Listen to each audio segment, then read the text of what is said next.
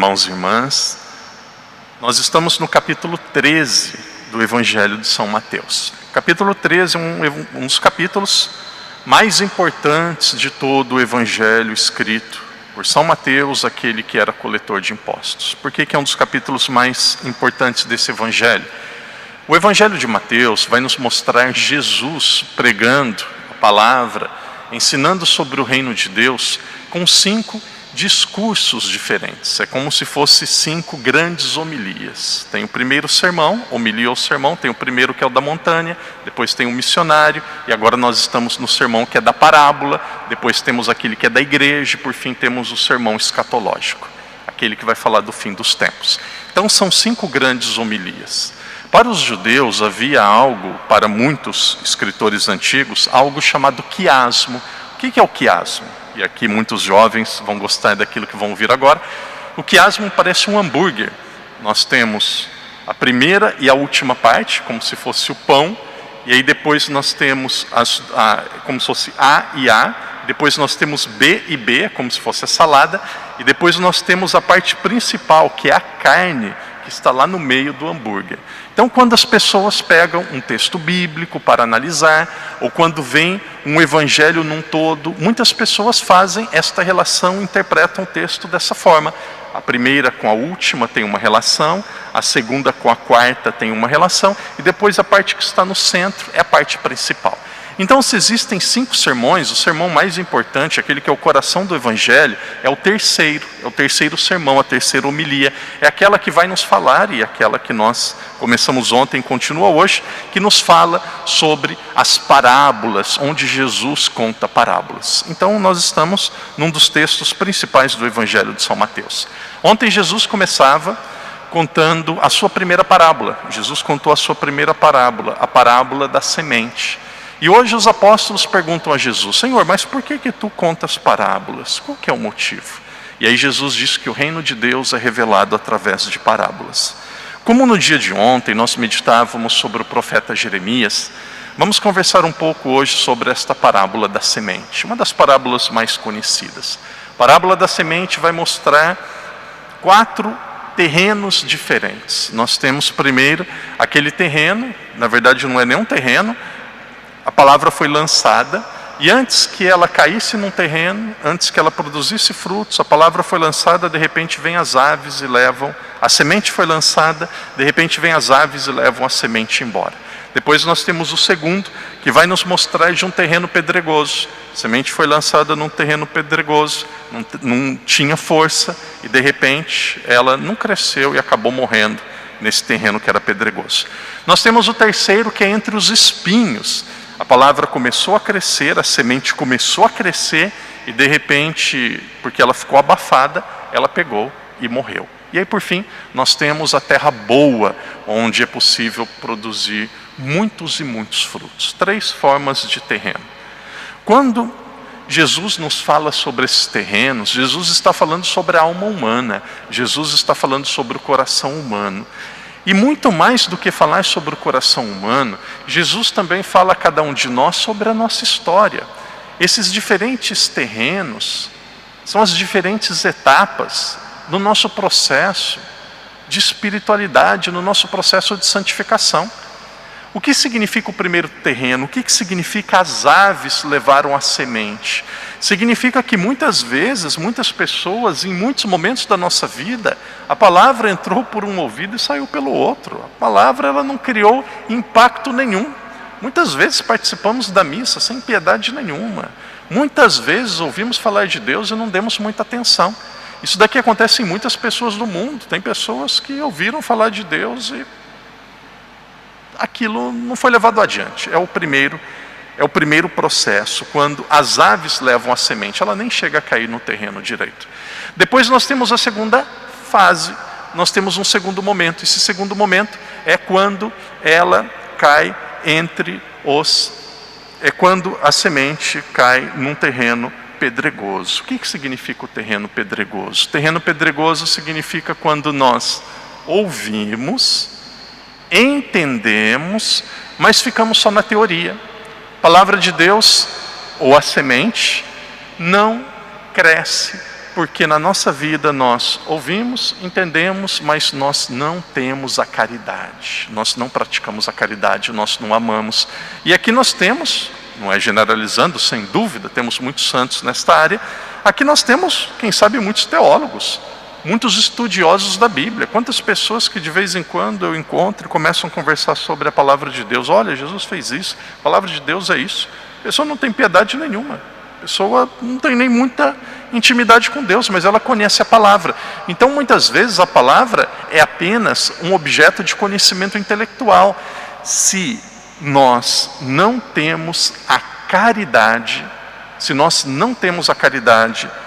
a semente vai cair em um terreno pedregoso. É preciso que aquilo que nós ouvimos, é preciso que aquilo que nós aprendemos se transforme em frutos de caridade na nossa vida. Nós temos também o terceiro solo. A semente pode cair entre os espinhos. A semente caindo entre os espinhos significa que a semente ela começou a crescer. Significa que a pessoa ela tem bons propósitos, ela participa da missa, ela reza, ela tem piedade. Mas por que ela não muda de vida? Essa pessoa ela não muda de vida porque as preocupações do mundo, os desejos da terra, não deixam essa pessoa evoluir.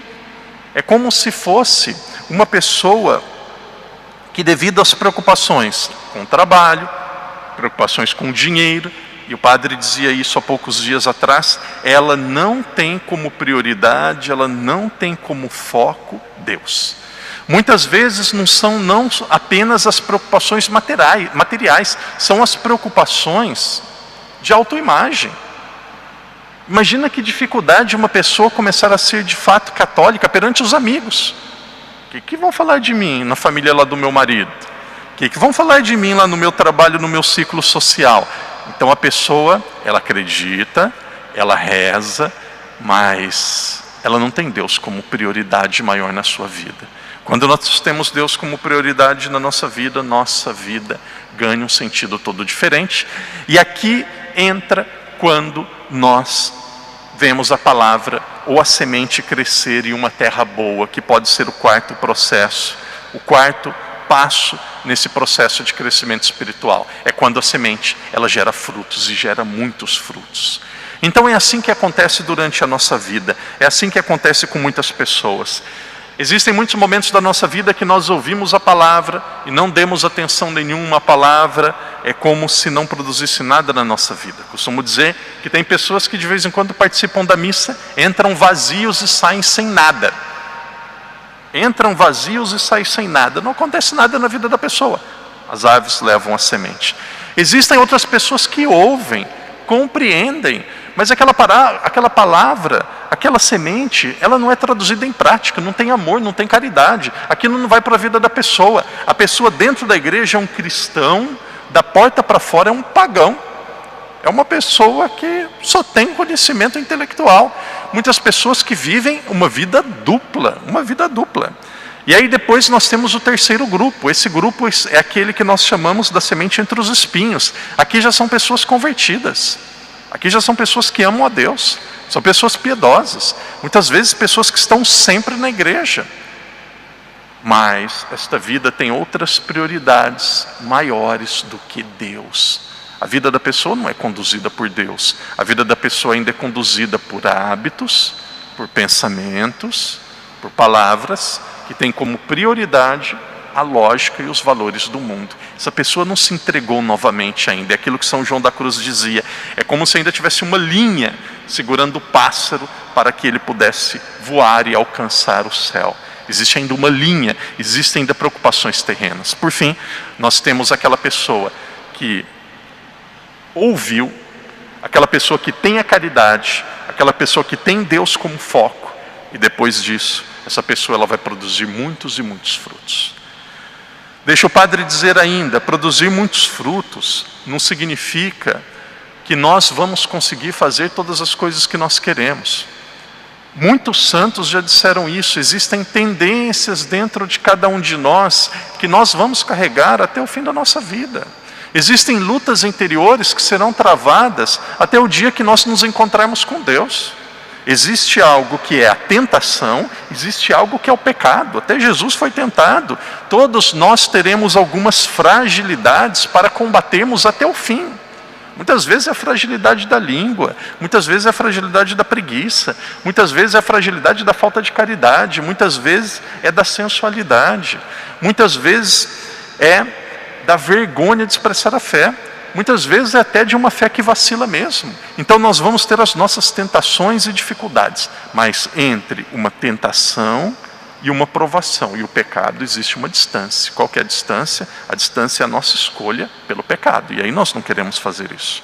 Por fim, produzir bons frutos não significa que as pessoas que convivem com você, todas elas vão ser convertidas. Quantas pessoas, e aqui entram homens, mulheres, que rezam pelos filhos, esses não se convertem. Hoje nós já vivemos uma geração um pouco diferente. Quantos filhos, quantos jovens que rezam pelos pais para se tornarem cristãos, católicos de fato, e os pais não se convertem. Querido irmão, querida irmã, em muitas coisas na nossa vida, com muitas pessoas da nossa vida, em muitas situações, nós vamos colher o fruto quando nós estivermos no céu.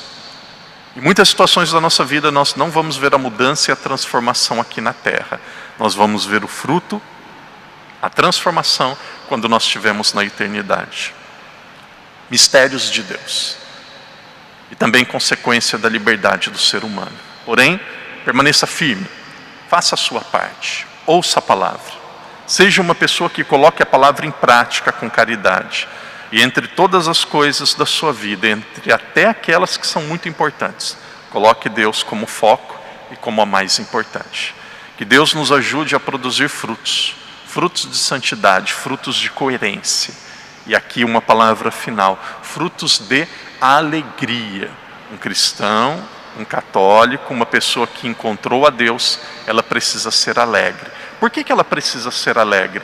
Porque a nossa fé, a nossa alegria de ter encontrado a Deus, ela é maior do que os nossos problemas e as nossas dificuldades. Quando os problemas e as dificuldades passam a ser maior do que a nossa fé, maior do que a nossa alegria em termos encontrado a Deus, significa que nós ainda estamos em um terreno com espinhos. Dificuldades, problemas, desafios, sim, mas a alegria e a paz de termos encontrado o Senhor é algo muito maior, é algo que sobressai, é algo que é o centro da nossa vida.